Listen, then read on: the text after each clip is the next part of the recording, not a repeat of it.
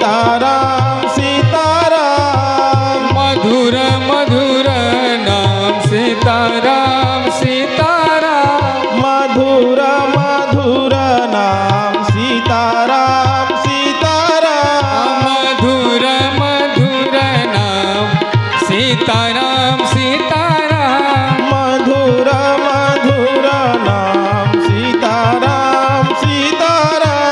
मधुर मधुर नाम सीताराम सीताराम। मधुर मधुर नाम सीताराम सीताराम। मधुर मधुर नाम सीताराम सीताराम। बोलिए भक्तवत्सल भगवान की जय हो।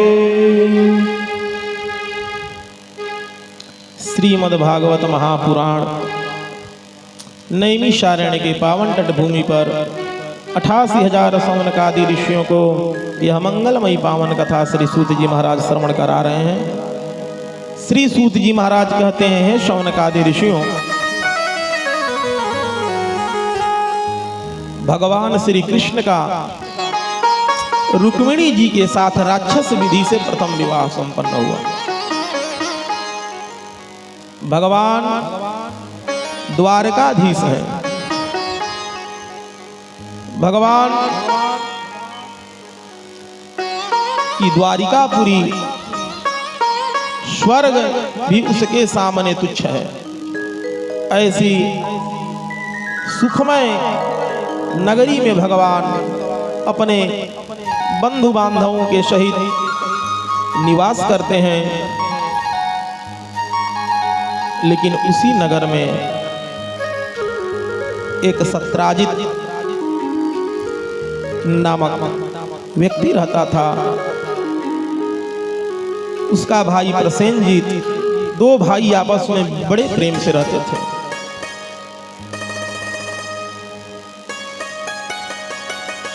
सत्राजित जो था वो भगवान सूर्य का उपासक था। भगवान सूर्य की उपासना की।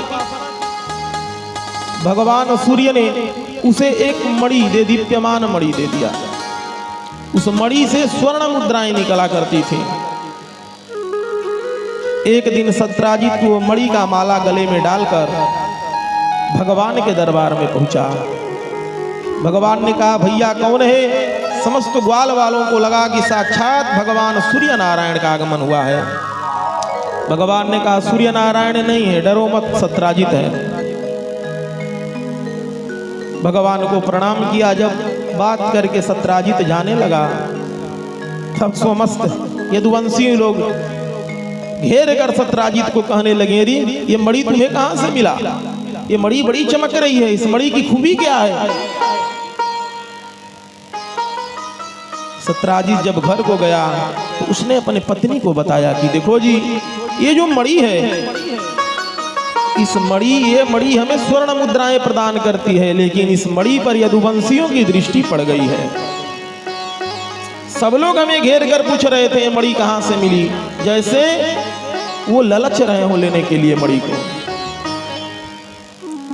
एक दिन उसका भाई प्रसेनजीत बोला, भैया मेरा मन जंगल में घूमने को कर रहा है, शिकार खेलने जाना है, ये मणि गले में दे देते तो बड़ा अच्छा लगता। उसने कहा, अरे मेरे भाई हो, तुरंत उतार कर गले में पहना दिया। प्रसेनजीत जंगल में गया। सिंह ने हमला बोलकर उसे मार डाला और सिंह जो है मुंह में चमकते हुए मणि को कौतुक बस सिंह जो है मुंह में पकड़ लिया। और जैसे ही मुंह से पकड़ा, तब तक जाम्बवंत जी आ रहे थे। जाम्बवंत जी ने शेर से युद्ध किया और शेर को मारकर मणि में लेकर अपने गुफे में चले गए। जाम्बवंत अपने गुफा में चले गए। 2 दिन 3 दिन बीता। प्रसेनजीत जब घर नहीं लौटा, सत्राजित को लगा कि मेरे भाई को हुआ आखिर क्या? मेरा भाई गया और अब तक नहीं आया, कितने दिन हो गए। हमको तो लगता है कि इस मणि पर कृष्ण की ही दृष्टि थी और हमको लगता है कि कृष्ण ने उसे मारकर मणि को ले लिया। उसने यह बात अपने पत्नी को बताई कि देखो जी, मेरे भाई को मारकर और उसके गले से चमकती हुई मणि कृष्ण ने ले ली, लेकिन खबरदार किसी को बताना मत, बड़े आदमी हैं, किसी को बताना मत, ये बात अपने तक ही रहने देना। जब उसने अपने पत्नी को बताई तो उसके पत्नी के पास उसकी पड़ोस सखी आई। उसने अपने सखी को बताई, देखो जी कैसा जमाना आ गया, लोग भगवान कहते हैं उन्हें, और भगवान अब हत्या करके लूट मार करने पर उतारू हो गए। हमारे देवर को मारकर और उन्होंने गले से चमकती हुई मणि ले ली। ये भगवान का लक्षण है। लेकिन देख बहन, किसी को बताना मत, केवल मैं तुझसे बताई हूं। अब उसकी पड़ोसन अपने पड़ोसन से कही कि देखो बहन, वो द्वारिकाधीश कृष्ण, लोग उन्हें भगवान कहते हैं, और जो मेरी सखी है उसके देवर को मारकर मणि ले लिए हैं, पर तुम किसी से कहना मत, केवल ये बात मैं तुमसे कह रही हूं। वो फिर अपने सखी से कही, तुम भी किसी को मत बताना। फिर उसने तीसरे से कही, करणे करणे जपंजना, कान कान में बात जो है वो फैल गई, सारे द्वारिका में बात ये फैल गई। प्रसेनजीत की हत्या करके कृष्ण ने चोरी कर ली। भाई बात जब 4 कान से जैसे ही 6वें कान में जाती है, बात का कोई वैल्यू नहीं रह जाता, बात खत्म हो जाती है। सारे द्वारिका के लोग अब भगवान तक बात पहुंची। भगवान बोले, लो लिया कौन दिया कौन, कलंक हमें लगा, उसे चतुर्थ कलंकी कहते हैं। भगवान ने कहा, अच्छा महाराज, हमारे पर कलंक लगा है तो अब हम ही को कुछ करना होगा। तुरंत भगवान अपने गोप गणों को साथ में लिए और ढूंढने के लिए चल पड़े। आगे भगवान गए तो सिंह मरा था, और सिंह के ही पास भालू के पद चिन्ह के नख गड़े हुए थे। उसको भगवान ने देखते हुए जैसे जैसे जामवंत गए थे उनके साथ साथ गुफा में चले गए। जब गुफा में चले गए, जाम्बवंती जो थी वो मणि के साथ खेल रही थी, जामवंत की पुत्री। जैसे ही भगवान को देखी वो चीख उठी कि ये कौन आ गया पुरुष। जामवंत ने दौड़कर भगवान की छाती में एक जोरदार मुक्का बनाकर मारा, और जैसे ही मुक्का जामवंत ने मारा, भगवान में और जामवंत जी में दोनों में युद्ध होने लगा। निरंतर 27 दिन तक युद्ध हुआ, और जैसे ही 28वें दिन भगवान ने जामवंत को पटक कर इतने मुक्के मारे कि जामवंत के एक एक नस ढीले हो गए।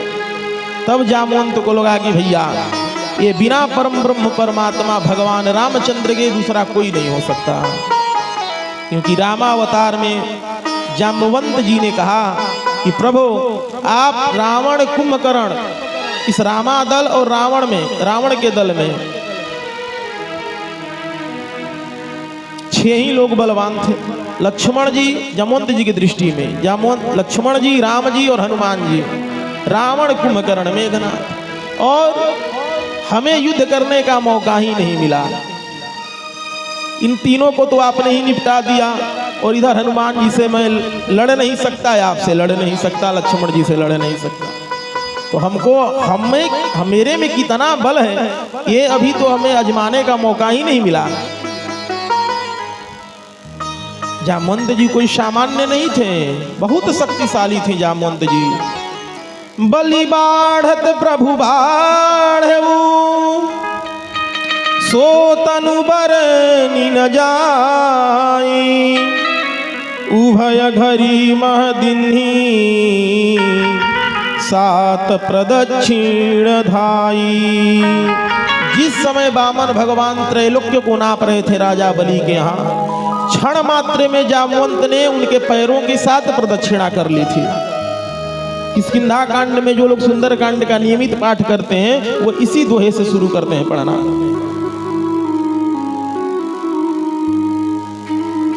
इतना शक्ति था जामवंत जी महाराज में। भगवान ने कहा कि चलो इस अवतार में तो भाई युद्ध नहीं करूंगा तुमसे, लेकिन जब मैं कृष्ण रूप में आऊंगा तब तुमसे युद्ध होगा। वहीं भगवान कृष्णावतार में जामवंत जी को पराजित किए अब जामवंत जी जब जान गए कि परमात्मा है तब भगवान से अनुनय भी नहीं किए और बोले कि प्रभु मैं अपनी पुत्री का ब्याह आपसे करना चाहता हूं। भगवान बोले जैसी आपकी इच्छा। जामवंत जी ने अपने बेटी का विवाह भगवान के साथ किया। जामवंत जी ने कहा प्रभु ये दहेज में मेरे पास कुछ मणि ही ले लीजिए। मणि दे दी, जंगल में मंगल हुआ, भगवान लेकर घर में आए। जब यहाँ पर आए अपने नगर में भगवान, सत्राजित को पता चला, सब लोगों को पता चला कि ऐसी ऐसी घटनाएं हैं। अब सत्राजित बड़ा लज्जित हुआ, बोला कि अब मैं समाज को मुंह क्या दिखाऊं। अब जितनी पब्लिक थी सारे पब्लिक का भाषा पलट गया। सारी पब्लिक पहले कहती थी देखो भगवान बने घूम रहे हैं, लोगों को लूट रहे हैं, मार रहे हैं, सता रहे हैं। अब सब लोग कहने लगे देखो देखो ये कितना पापी है, धर्मात्मा आदमी को कलंक लगा रहा है। ये होती है जनता, इसी का नाम जनता है। सब लोग कहने लगे देखो देखो इस पापी को, इतने धर्मात्मा भगवान को जो है दोषारोपण कर रहा था ये पापी। अब सब लोग जब धिक्कारने लगे तो सत्राजित को समझ नहीं आया कि सत्राजित में अब क्या करूं। सत्राजित के पुत्री का नाम था सत्यभामा। सत्राजित ने कहा कि प्रभु यदि मैं जीवित रहूंगा तो इनकी बात सुन सुनकर ही मेरे को हार्ट अटैक आ जाएगा, मैं मर जाऊंगा, इसलिए मेरी बिटिया का ब्याह आप अपने से कर लीजिए। भगवान ने कहा जैसी इच्छा। भगवान ने सत्यभामा का विवाह भगवान से सत्राजित ने कर दिया। सत्राजित ने कहा कि प्रभु ये दहेज में आप मणि ले लीजिए।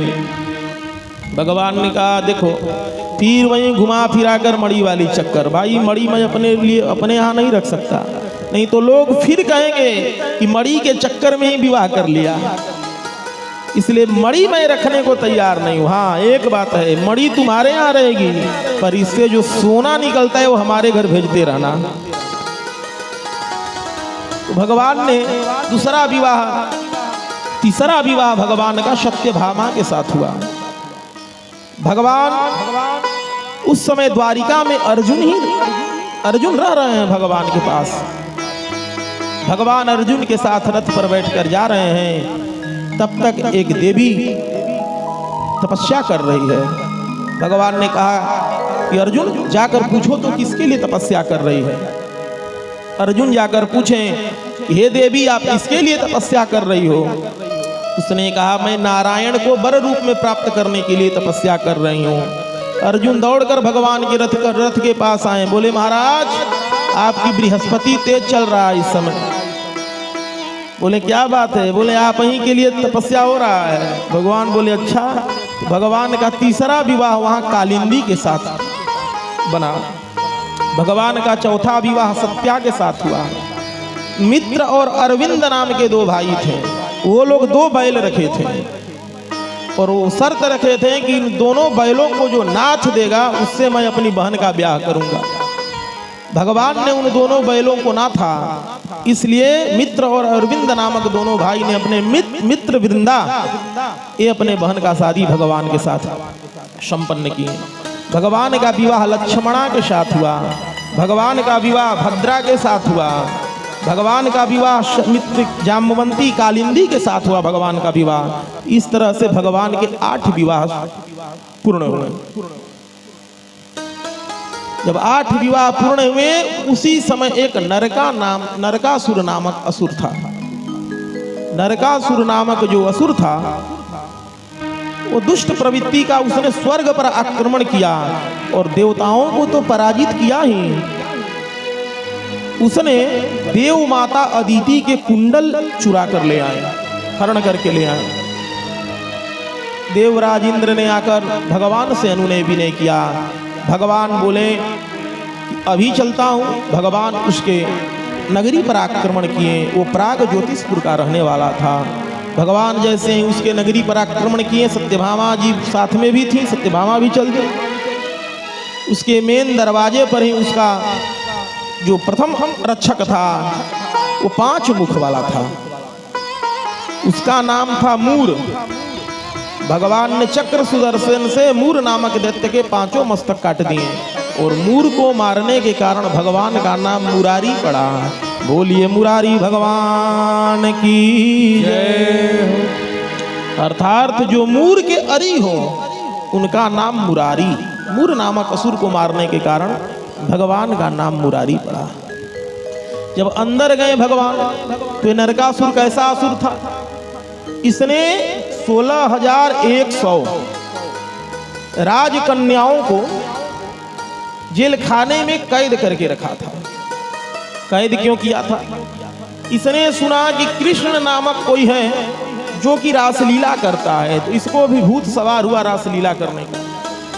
अब ये पकड़ पकड़ कर इससे कोई स्त्री तैयार नहीं थी, इसने भी पकड़ पकड़ राजकन्याओं को अपहरण करके रासलीला करना चाहा, कोई तैयार नहीं हुआ, सबको जेल में बंद कर दिया। इसीलिए भगवान ने आज सबका उद्धार किया। 16,100 जब भगवान ने छुड़ाया, भगवान ने कहा जाइए अपने अपने घर। कन्याओं ने कहा कि प्रभु अब तो हमारे माता पिता हमको भूल गए होंगे कि मेरी बेटी जीवित भी है कि नहीं, और हे प्रभु यदि हम लोग चल भी गई तो ये समाज क्या हमें जीने देगा? इतने दिन तक हम लोग इस कैद में बंद हैं दूसरे के यहाँ, यदि हम अपने घर चली भी जाऊं तो क्या समाज हमको जीने देगा? पहले तो माता पिता ही स्वीकार नहीं करेंगे और समाज इतना कुछ बोलेगा कि हम तो मरेंगे ही, माँ बाप भी मर जाएंगे। भगवान ने कहा चलो, जिसके लिए जगत के सारे दरवाजे बंद हो जाते हैं उसके लिए हमारे दरवाजे हमेशा खुले रहते हैं। और वहीं भगवान का 16,100 विवाह एक ही साथ में हुआ। इस तरह से भगवान का संपूर्ण विवाह 16,108। ये जो 16,100 है उपासना कांड की 16,000 श्रुतियां हैं, और ये जो 100 हैं ये 100 उपनिषद की ऋचाएं हैं, और जो 8 है भगवान, जो 8 पटरानी है वो भगवान की प्रकृति है। 16,108 और भगवान तो ब्रह्म ही है। 16,108 भगवान का दिव्य मंगलमय विवाह हुआ। कृष्णाय वासुदेवाय हरये परमात्मने प्रणता क्लेशनाशाय गोविंदाय नमो नमः। ये भागवत का महामंत्र है। इसको पढ़ने से व्यक्ति के जीवन में कभी कोई कष्ट नहीं आ सकता। किसी भी कठिन परिस्थिति में इस मंत्र को पढ़ा जाता है। ये भागवत का महामंत्र है। भगवान दिव्य लीलाएं करते हैं। नारद जी ने सोचा कि भगवान का इतना लंबा चौड़ा परिवार है, 16,108 पत्नियां हैं, भगवान कैसे अपने गृहस्थ जीवन का निर्वहन करते हैं, चलूं जरा देखूं। नारद जी द्वारिकापुरी में आए, देखें तो रुक्मिणी जी के साथ भगवान पलंग पर लेटे हुए हैं। नारद जी प्रणाम कर कर सत्यभामा जी के यहाँ गए। उसी समय सत्यभामा जी के यहाँ देखे नारद जी तो भगवान के चरण सत्यभामा जी दबा रहे हैं। जब नारद जी जाम्बवंती के यहाँ गए तो देखें तो जाम्बवंती जी भगवान को मुकुट पहना रहे हैं। इस तरह से समस्त स्त्रियों के जितने भी भगवान की रानियां थीं, सब रानियों के घर में नारद जी घूमे और सब में भगवान को नारद जी ने देखा। हर जगह भगवान मौजूद थे। इस तरह से भगवान अपने दिव्य ऐश्वर्य योग माया का प्रदर्शन नारद जी के सामने किया।